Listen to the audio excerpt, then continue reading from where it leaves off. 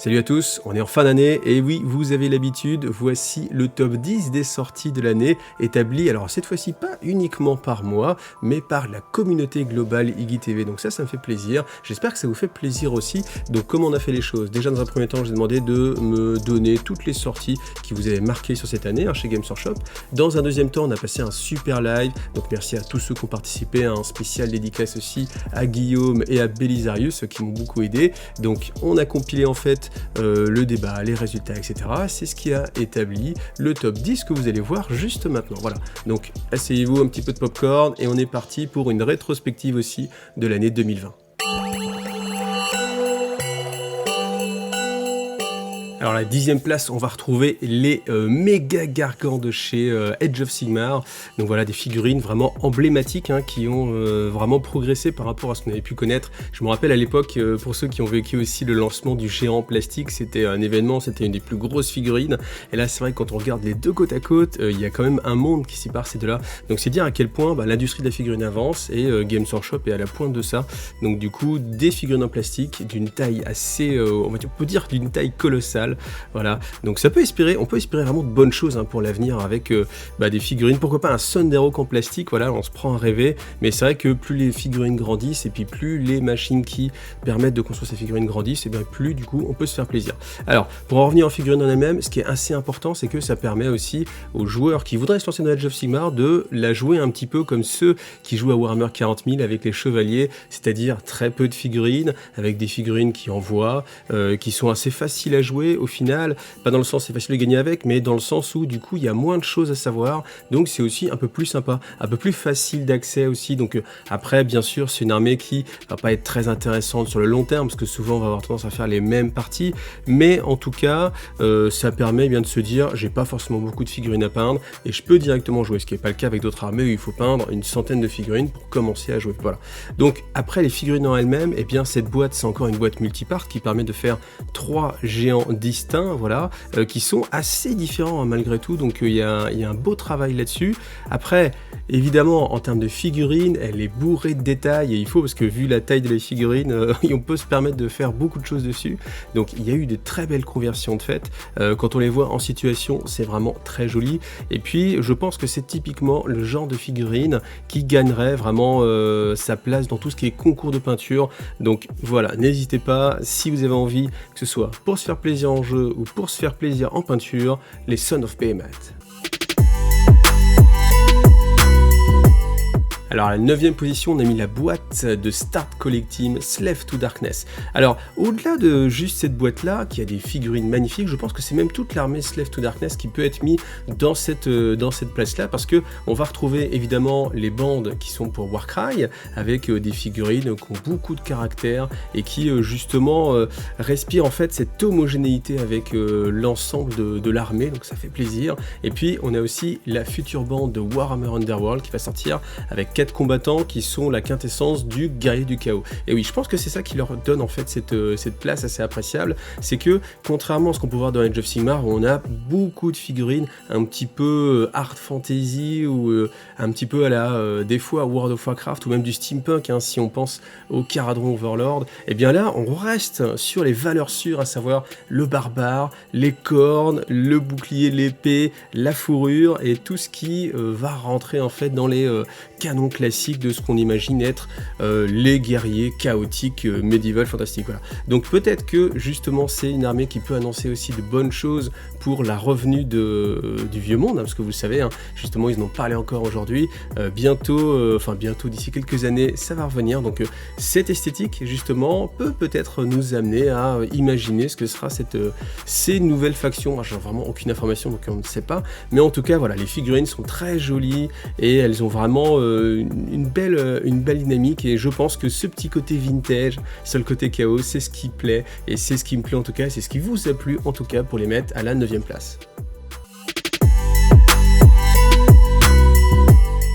Alors la 8e place, on va retrouver la réédition de l'Hérésie d'Horus, et oui, parce que ça date pas d'hier, et puis ça fait une bonne douzaine d'années je pense, je vais pas te vérifier les dates, mais que les livres en fait ont disparu, ne sont plus trouvables, et c'était dommage parce qu'en fait, honnêtement, je crois qu'on est assez tous unanimes là-dessus, les 4 premiers tomes jusqu'à la fuite de l'Eisenstein, c'est vraiment pour moi dans les meilleurs romans, même de tout ce que j'ai pu lire, même au-delà d'être fan de Warhammer 40 000 et de l'Hérésie d'Horus, je pense que c'est quand même des bouquins qui méritent vraiment d'être lus et qui sont vraiment assez intenses pour ce qui se passe, pour les déchirements qu'il peut y avoir, et mettre ces personnages là en avant, c'était vraiment formidable. Le problème bien sûr, c'est que ces vieux livres en fait on pouvait les trouver qu'en occasion, et puis en plus les tirages avaient changé, hein. On avait les anciens formats avec les couvertures un petit peu vertes, après ils avaient été sortis en mode couverture noire, donc pour ceux qui étaient assez exigeants, qui voulaient avoir une belle bibliothèque, et bien du coup c'était assez embêtant. Et heureusement maintenant, ils sont ressortis sous la forme de bouquins de compilation de 3 volumes. Donc voilà, donc achetez vraiment les 2 premiers pour avoir les 4 premiers tomes. Donc comme ça vous avez 6 tomes, après vous pouvez aller un peu plus loin encore. Et puis ça vous fait une belle chose à mettre dans vos bibliothèques, et puis surtout des livres, encore une fois, qui sont vraiment très très beaux. Donc merci à Games Workshop pour cette réédition.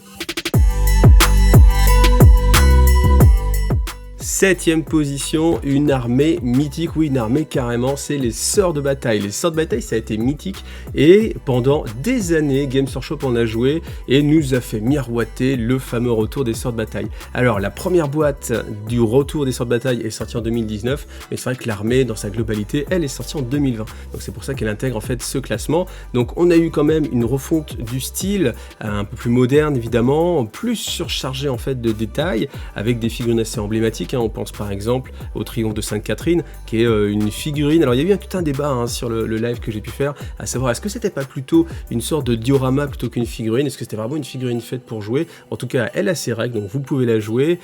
C'est aussi un diorama, et je pensais que c'est une figurine qui a tout à fait sa place dans un concours de peinture, même si toutes les figurines ont naturellement la place dans un concours de peinture. Il y en a certaines qui dégagent, ne serait-ce que par la sculpture, une aura en fait de waouh, quand on la regarde on fait waouh, c'est assez impressionnant.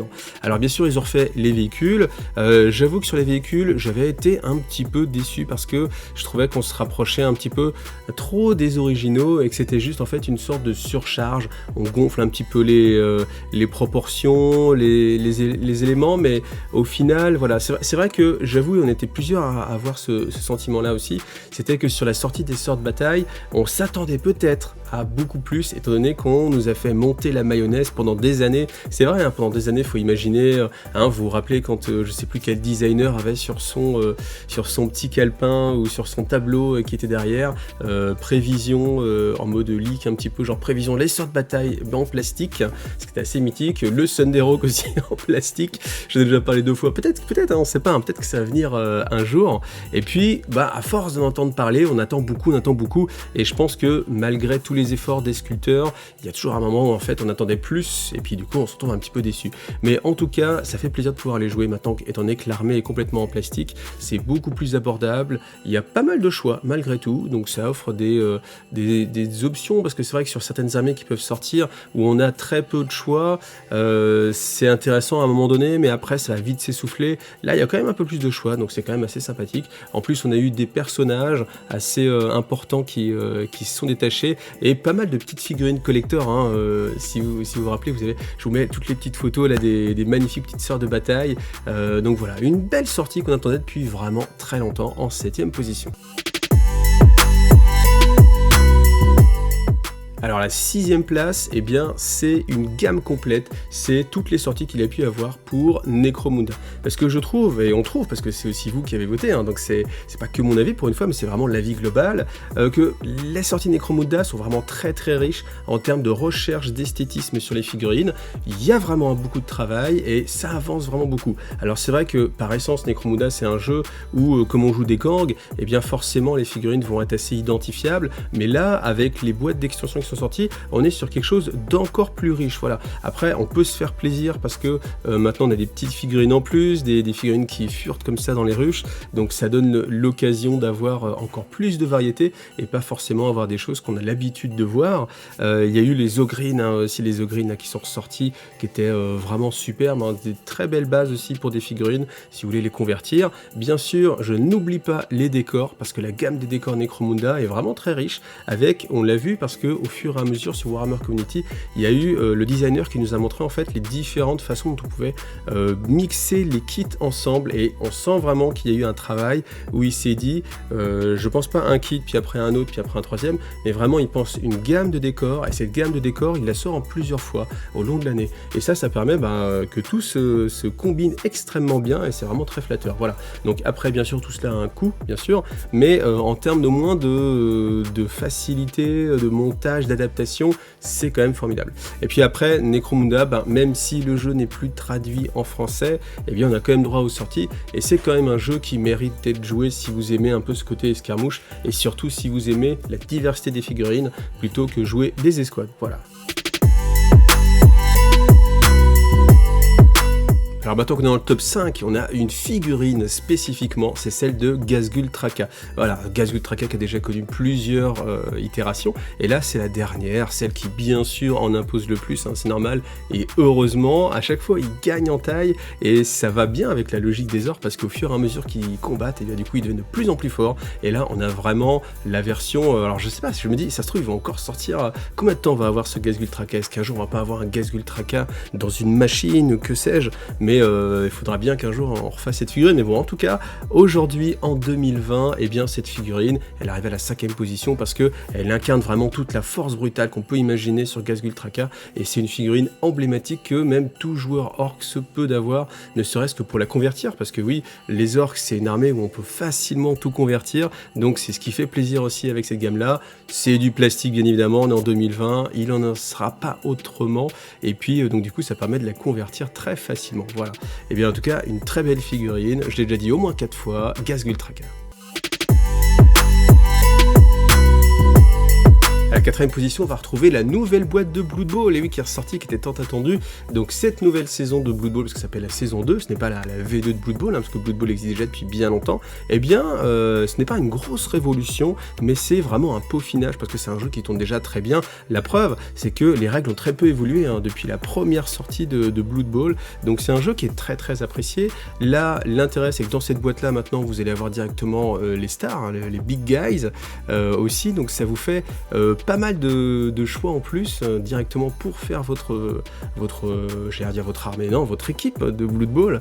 Et puis ça veut dire aussi que c'est un jeu qui est beaucoup plus facile d'accès directement avec la boîte de base, parce qu'avant avec la boîte de base, souvent il fallait racheter justement les big guys ou les stars. Là vous avez tout directement, vous avez même les arbitres, voilà, ce qui fait toujours un petit peu d'animation en plus sur le terrain, et puis bien sûr vous avez le terrain, etc. Donc ça on avait l'habitude, le livre de règles qui a été repensé, réécrit, peaufiné, voilà. Donc je suis pas expert de Blood Bowl, je sais pas vous dicter un peu vous donner tous les petits détails qui ont changé, mais en tout cas c'est des choses qui sont assez appréciées a priori et qui vont dans le sens d'un jeu plus dynamique, parce que c'est vrai que ce qu'on peut reprocher, en tout cas moi ce que j'en reprochais à Blood Bowl, c'était peut-être que c'était un petit peu statique, que les gens voulaient pas faire de passes, alors que j'imaginais que c'était beaucoup plus dynamique, avec beaucoup plus de passes. Alors je sais pas si les mentalités ont vraiment évolué là-dessus, mais en tout cas Games a voulu envoyer un petit peu les gens là-dessus. Donc voilà. En tout cas c'est une très belle sortie et qui promet encore un avenir radieux à Blood Bowl. Alors les 3 premiers sont assez proches en termes de points, et il y a vraiment une marche entre le 3e et le 4e, donc on sent que c'est vraiment les 3 sorties qui vous ont le plus emballé. Donc à la 3e position on a un Domitus, donc qui est la nouvelle boîte. Alors c'était un peu difficile au début, on se disait est-ce que c'est vraiment la boîte de Warhammer 40 000 V9 ou pas, est-ce que c'est une boîte un petit peu collector? Donc ils nous ont dit oui c'est une boîte collector, ne vous inquiétez pas, il y en aura pour tout le monde. Oups. Bon, au final, tout le monde a quand même pu avoir ses boîtes. En tout cas, ceux qui étaient préparés, ceux qui ont eu le temps, enfin ceux qui ont pris le temps d'attendre, évidemment, parce que la boîte était sortie aux alentours de juillet. Si je dis pas de bêtises, hein, je n'ai peut-être plus la date en tête, mais après, il y a eu une réédition et on a pu la récupérer à nouveau en décembre pour Noël. Voilà. Donc, c'est une boîte qui est extrêmement intéressante parce que dedans, vous avez évidemment le livre de règles. Donc, livre de règles qui était aussi en avance. Donc, c'était aussi la bonne façon d'avoir les règles de Warhammer 40 000 V9. Et puis, deux factions, donc bien sûr, vous vous en doutez, du Space Marine. Que serait, est-ce qu'on peut imaginer un jour une boîte de Warhammer 40 000 qui serait un petit peu de base, dans laquelle il n'y aurait pas les Space Marine? Qui sait? Je ne sais pas, je ne pense pas, mais en tout cas cette armée emblématique, et bien du coup avec 100% de nouvelles figurines à l'intérieur. Ce sera aussi le cas pour les Necrons, mais en tout cas sur les figurines de Space Marine, c'est ça en fait la richesse, c'est que on avait vraiment des figurines en avance, et c'était les figurines telles que vous allez les retrouver plus tard, et qu'on les retrouve maintenant actuellement dans les boîtes séparément, parce que ce qu'on a pu connaître avec les boîtes de base, on va dire, de 40 000, c'était des figurines un petit peu easy to build, éclipsées, qui étaient un petit peu moins bien joli. Franchement, quand je repense aux précédentes versions et qu'on remonte ne serait-ce que 2 ou 3 versions en avance, enfin avant, on se dit, bah, c'est vrai quand on se rappelle ceux qu'il y avait dans Vengeance, Vengeance, je sais plus laquelle, celle avec les Dark Angel, là, il y avait des figurines qui étaient quand même pas terribles. Alors que là, on a vraiment du kit multipart avec vraiment ce qu'est la figurine après quand vous la trouvez en boîte séparément. Donc, si on faisait le calcul séparément, on se disait, bon voilà, le livre, on va dire à peu près 45 €, la boîte coûtait 155 de tête, donc il restait à peu près il restait quoi, 105 €, enfin bon, peu importe, on divisait par 2, ça faisait à peu près 50 € chaque force, et pour 50 €, quand on se dit qu'une boîte d'intercesseurs coûte dans les 40 €, voire plus, et bien là vous en avez 10 à l'intérieur, plus vous avez le chapelain, les motos, le capitaine, enfin etc. Toutes ces figurines-là, donc bien sûr c'était extrêmement intéressant de l'avoir. D'ailleurs, hein, vous n'êtes pas trompé parce que cette boîte elle a été en rupture tout de suite très rapidement. Et puis aussi, au-delà des Space Marines, il y avait toutes les forces Necrons, et c'était le relancement de la gamme Necrons. On y reviendra. Donc il y avait en tout cas toutes ces nouvelles figurines qui dynamisaient aussi le guerrier, parce que le guerrier Necron c'était une figurine emblématique de l'armée qui était sortie vraiment avec les débuts, c'était en V3 je crois qu'on avait eu droit à la sortie vraiment des Necrons en tant qu'une armée avec ces fameux guerriers. Donc on a enlevé les tiges plastiques transparentes vertes qui n'étaient pas forcément du goût de tout le monde et qui étaient, il faut l'avouer, assez difficiles à manipuler si on mettait un point de colle, etc. Donc là on oublie ces petites tiges vertes et puis on est parti sur une nouvelle armée avec des très belles figurines aussi. Et c'est vrai qu'au début les guerriers, moi c'est vrai que quand je les ai découverts, je n'étais pas forcément au taquet dessus, mais pour les avoir manipulés, les avoir vus en vrai, c'est quand même assez agréable. Voilà, en tout cas 3e position pour la boîte Indomitus. 2e position, et ce qui me fait vraiment plaisir, on a du Warcry. Donc Warcry avec les 2 dernières bandes en fait qui sont sorties. Donc on n'a pas voulu les séparer, on les a mis ensemble en mode package. Donc attention, on va pas juger la boîte Warcry Catacombe qui elle aussi avait été proposée au vote, mais qui du coup a même pas passé a pas été dans le top 10. Bon, on en a parlé un petit peu déjà, je vous invite à aller regarder la vidéo justement où on fait le détail de ces sorties là si vous voulez plus d'informations dessus. Mais en tout cas, pour en revenir à ceux qui sont top 2, on a bien sûr les 2 sorties de ces 2 factions là, dont les Sion of the Flame qui moi personnellement sont vraiment mon coup de cœur. Donc bientôt je vous ferai une vidéo dédiée avec vraiment un showcase, je les ai mis en scène, donc comme ça je pense que vous apprécierez si comme moi vous aimez vraiment particulièrement cette armée. Et comme ce que je disais en fait dans le live, c'est que c'est l'avantage de Warcry. Warcry, on est avec des figurines qui peuvent se détacher de ce qui existe déjà, parce que dans Warcry on n'est pas obligé de coller à ce qui existe déjà, donc on n'est pas obligé de faire des cadrons Overlord parce qu'il y a des cadrons Overlord, ça va exister, mais on a aussi la liberté d'avoir des bandes qui sont totalement neutres. Et en fait, quand on laisse les artistes s'exprimer en mode vas-y, fais-toi plaisir, t'as pas à sortir 200 figurines, fais-toi plaisir sur 10 figurines, et bien chaque figurine a vraiment beaucoup de caractère et ils peuvent se permettre, c'est aussi le cas sur les bandes de Warhammer Underworld, de se faire plaisir et de donner vraiment une grosse personnalité à chacune des figurines. Et c'est ce qu'on voit, parce que c'est assez difficile de voir forcément au premier coup d'œil qui est le chef. Donc ça se voit un petit peu, mais je peux vous garantir que vous pouvez prendre chacune des figurines séparément et elles auraient la place dans un blister. Voilà, un blister qui serait vendu séparément parce que vraiment c'est des figurines avec beaucoup de caractère. Donc les Sion of the Flame, bien sûr, évidemment, tout le côté, les flammes qui sont incorporées à leur corps, c'est extrêmement joli. Et puis les autres, c'est l'ombre avec les capes. Là, ça, je trouve ça aussi très bien pensé. Et dans les faits, quand on voit les figurines, quand on les touche, il y a cet aspect vraiment où on ne sait pas si c'est de la magie, si c'est leur cape qui vient se déformer. Et je trouve que c'est visuellement très bien réussi. Donc voilà, félicitations vraiment aux sculpteurs pour ce travail, aux artistes, etc. À toute l'équipe en tout cas. Et moi, j'avoue que c'est deux bandes qui donnent envie de jouer à Warcry. Et Warcry, jouez-y parce que c'est un jeu exceptionnel. Top 1, évidemment, les Necrons. Donc là, les Necrons, c'est pareil, on n'a pas choisi une figurine en particulier, mais on a jugé en fait toutes les sorties et la ressortie en fait de l'armée. Franchement, ça fait plaisir, parce que c'est vrai que les Necrons, c'était une armée qui, moi, j'avoue, dans toutes les armées de 40 000, il m'en manque pas beaucoup, enfin, il m'en manquait pas beaucoup, mais j'avais pas les Necrons, parce que les Necrons, ça ne me plaisait pas. Hormis tout ce qui était Canoptech, à savoir vraiment le côté mécarachnide, et encore, je parle de la nouvelle mécarachnide qui était ressortie récemment. J'aime bien ce côté insectoïde mécanique, voilà. D'ailleurs, hein, si vous voulez sortir Games Workshop une armée qui serait vraiment insectoïde mécanique, plus poussé, n'hésitez pas, je serais vraiment client et je pense que je serais pas le seul. Mais en tout cas, c'est vrai qu'il y avait d'abord les guerriers, c'était pas les figurines qu'on préférait. C'était un peu difficile à monter, encore une fois, je n'ai déjà parlé un petit peu avant, je ne vais pas revenir dessus.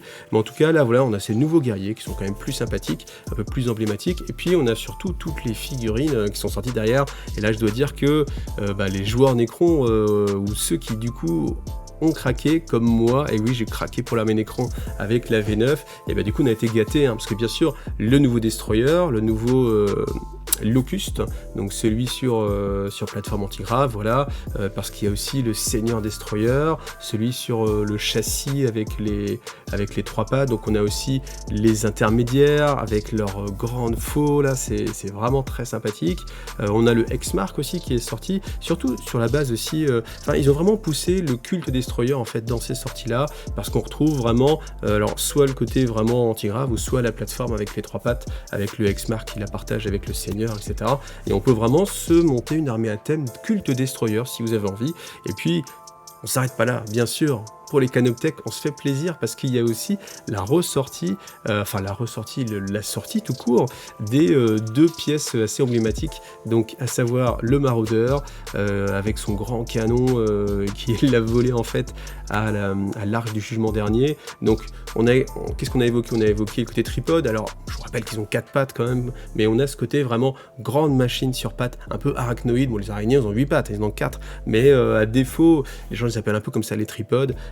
C'est vraiment des figurines assez emblématiques qui sont assez grandes en plus dans l'armée, qu'on peut voir de loin et qui peuvent donner ce côté machine qu'on peut rechercher en fait dans la gamme d'écran. Donc ça c'est présent. Et si ces 2 aspects ne vous plaisent pas, et bien du coup on a sorti aussi le Cthane avec cette figurine qui est vraiment superbe, la dynamique encore une fois de la figurine. C'est là où aussi on voit tous les efforts que peut faire Games Workshop au niveau technique et qui peuvent du coup se retranscrire dans le côté artistique. Et c'est là où l'art et la technique doivent s'allier, et c'est ce qui fait la beauté des choses, parce que en fait un concepteur peut imaginer un dessin comme ça. Vous voyez, justement cette écharde à une époque, ça aurait été un dessin, on l'aurait imaginé, on aurait dit ah c'est classe d'avoir une figurine comme ça, mais c'était pas forcément réalisable techniquement parlant. Là maintenant, avec la technologie actuelle, Games Workshop peut réaliser ce type de figurine. Je sais pas si, alors j'imagine oui qu'il doit y avoir des limites, mais je pense que ça a débridé la créativité des artistes et que c'est vraiment une très bonne chose pour nous, pour eux, parce qu'ils se font plaisir et ça se ressent enfin dans les figurines. Et puis bien sûr la ressortie de Monolith. Alors ça, le Monolith, c'est vrai que c'était une figurine qui était assez massive, pas forcément très sexy, mais bon, ça n'éclipsera pas le retour du roi silencieux, et là aussi on est sur le côté diorama des figurines. Alors cette figurine, elle a quand même un peu plus sa place sur le champ de bataille malgré tout, parce que c'est quand même malgré tout un peu moins statique, on sent que c'est quelque chose qui est fait pour aller en guerre, contrairement à la procession de Sainte-Catherine dont je faisais référence tout à l'heure, où là on a plus vraiment l'impression que c'est un petit diorama. Là, il est là, il a ses acolytes, ses cryptech, il a son écharpe personnelle pour auto-alimenter son fauteuil, tout simplement. Voilà, vous aussi, alimentez votre fauteuil avec une écharpe de Cthane.